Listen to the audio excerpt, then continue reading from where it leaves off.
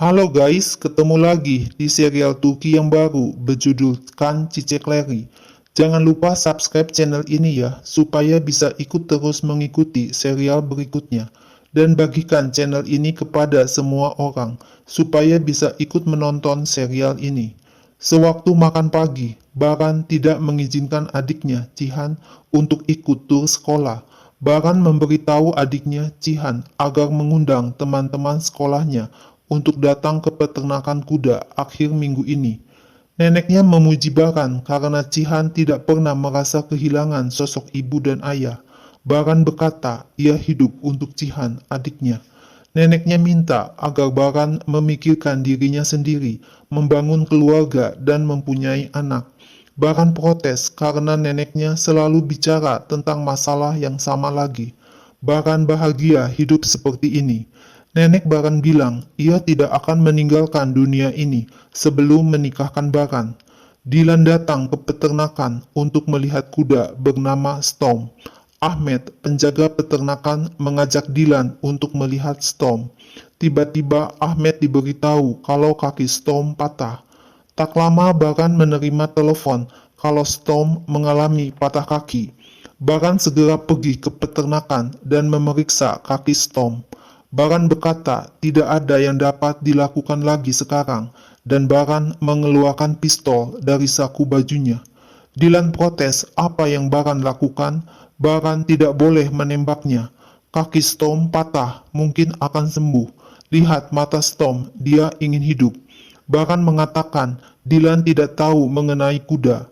Dilan ngotot, Baran tidak boleh melakukan apa-apa terhadap Storm kalau Dilan ada di sini. Akhirnya Dilan disuruh pergi. Tiba-tiba Baran mendapat telepon dari neneknya dan Baran disuruh pulang ke mansion karena ada persoalan penting. Baran menemukan gelang tangan di lantai kandang Storm. Sesampainya di mansion, Baran kedatangan pamannya dan memberitahu kalau penembak ibu Baran sudah ditemukan.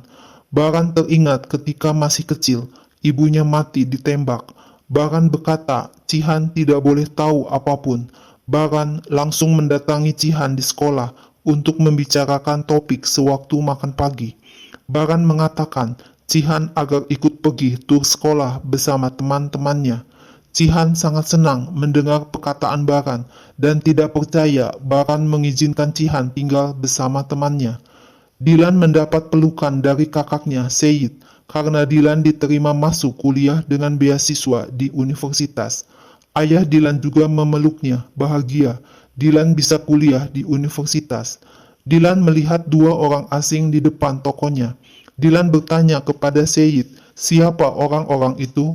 Seyit menelepon ayahnya, Musa, memberitahu kalau orang itu telah menemukan tempat Musa.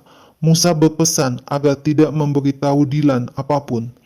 Baran berkata kepada ayahnya kalau ia tidak akan melanggar keinginan ibunya. Baran akan menyelesaikan masalah ini. Baran akan mengambil kehidupan anak laki-laki itu. Malam harinya, Dilan curhat kepada adiknya, Sumrud. Ia tidak mengerti apa maksudnya mengakhiri hidupnya karena kaki kuda itu patah. Sumrud bilang, Baran tidak dapat menakuti Dilan, tetapi Dilan yang bisa menakuti Baran. Dilan adalah seorang pemberani. Bila Dilan pergi, apa yang akan ia lakukan? Dilan berkata, ia akan selalu ada dengan Sumrud dalam hatinya. Dilan akan bicara lewat video call setiap hari. Baran berkata kepada pamannya agar tidak ikut campur. Besok masalahnya akan selesai. Malam harinya sebelum tidur, Dilan baru sadar kalau gelang tangannya tidak ada. Dilan diberi gelang itu supaya melindungi Dilan dari segala yang jahat. Pagi harinya, Dilan mencari gelang tangannya di sekitar peternakan. Dilan melihat kandang Storm kosong dan mulai mencari gelangnya di kandang itu, tapi tidak ditemukan. Tiba-tiba Dilan melihat Baran datang bersama Storm. Dilan duduk sembunyi di pojok kandang. Dilan melihat Baran memeluk dan mencium Storm dan berkata ia harus mempunyai Storm. Ia dan Storm saling menyukai sekarang. Dilan tersenyum senang melihat Storm masih hidup. Diam-diam Dilan berdiri dan pergi keluar dari kandang Storm, tapi ketahuan oleh Baran. Baran segera menarik tangan Dilan dan menatapnya dengan tatapan tajam. Dilan berkata ia kehilangan gelang tangannya dan mencarinya di sini. Dilan minta maaf kepada Baran. Baran mengusir Dilan pergi. Padahal gelang tangan Dilan masih dipegang oleh Baran. Dilan pamitan kepada ayah dan ibunya akan pergi ke toko dan membantu kakaknya, Seyit. Tak lama Musa mendapat telepon dan diberitahu kalau Baran telah menemukan mereka. Baran mengawasi toko Seyit dari mobilnya.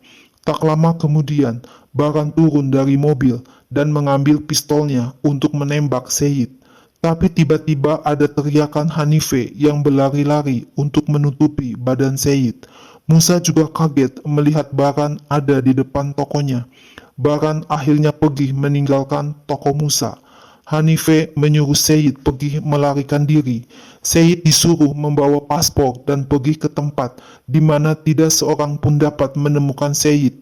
Tiba-tiba Dilan masuk ke toko dan bertanya, siapa yang melarikan diri? Paman Baran sambil mendorong kursi roda mengatakan kepada ayah Baran kalau ia akan melihat tangan Baran berlumuran darah. Hari ini Baran akan menjadi seorang pembunuh. Setelah beberapa hari Baran akan ditangkap polisi. Tapi tiba-tiba Firat datang memberi kabar kalau Baran tidak jadi menembak Seyit. Cihan juga berkata kepada neneknya kalau tur sekolahnya dibatalkan. Dilan bertanya bagaimana bisa Baran mau membunuh Seyit. Hanife bilang itu hutang lama. Dilan mengajak untuk bekerja dan membayar hutangnya, membicarakannya bersama, dan minta waktu untuk membayar hutangnya. Apa maksudnya menghilangkan Seyit begitu mudahnya? Tidak ada hutang yang tidak dapat dibayar. Tapi Hanife malah mengusir Dilan untuk pergi. Dilan memeluk Seyit dengan erat sambil menangis.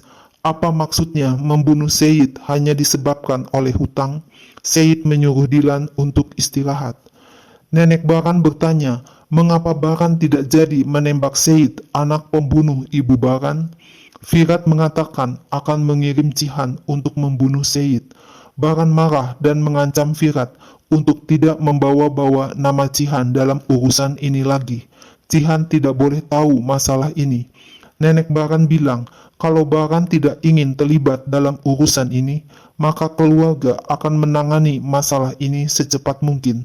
Paman Baran juga mendesak Baran kalau itu tugas Baran untuk menangkap Seyit yang sudah lama ia kejar.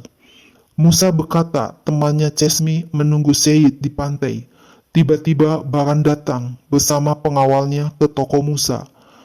Seyit cepat-cepat mengambil pisau yang ada di meja, tapi Baran langsung menodongkan pistolnya ke arah Seyit. Seyit minta jangan menembaknya di depan mata ibunya. Baran bilang, ia tidak datang ke sini untuk mengambil nyawa Seyit. Musa tahu adat kebiasaan dan Musa harus membayar kepada Baran. Hanya ada satu cara untuk melakukan itu. Musa mengatakan Baran ingin salah satu anak perempuan Musa. Baran berteriak bawa anak perempuan Musa kepadanya. Seyit berkata Dilan tidak tahu apapun masalah ini. Baran bilang kepada pengawalnya, seorang gadis akan datang ke sini dan harus dibawa kepadanya. Seyit tidak setuju kalau ayahnya menyerahkan Dilan kepada Baran. Dilan langsung ditangkap pengawal Baran sewaktu datang ke toko.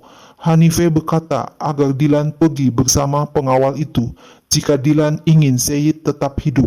Hanife menghalang-halangi Seyit yang ingin agar dirinya yang dibawa untuk menggantikan Dilan, dan Hanife menyuruh pengawal Baran untuk membawa Dilan pergi. Dilan dimasukkan ke dalam mobil, dibawa ke tempat Baran. Nenek Baran menyambut Delia dan memujinya, sekarang menjadi gadis yang cantik. Delia memeluk nenek Baran dan menanyakan di mana Baran. Nenek Baran berkata kalau Baran mempunyai pekerjaan mendadak dan ada masalah penting mengenai uang yang harus segera diselesaikan. Ia tidak memberitahu Baran kalau Delia akan datang. Dilan bertanya mengapa ia dibawa ke sini. Dilan kaget melihat Baran ada di hadapannya. Baran juga kaget melihat Dilan. Tidak disangkanya, Dilan adalah anak Musa yang telah membunuh ibunya. Baran langsung memegang tangan Dilan dan menyeretnya dengan paksa dibawa keluar. Nah guys, lalu apa yang akan terjadi selanjutnya? Saksikan terus ya serial Turki yang baru ini. Jangan lupa subscribe dan share channel ini ya.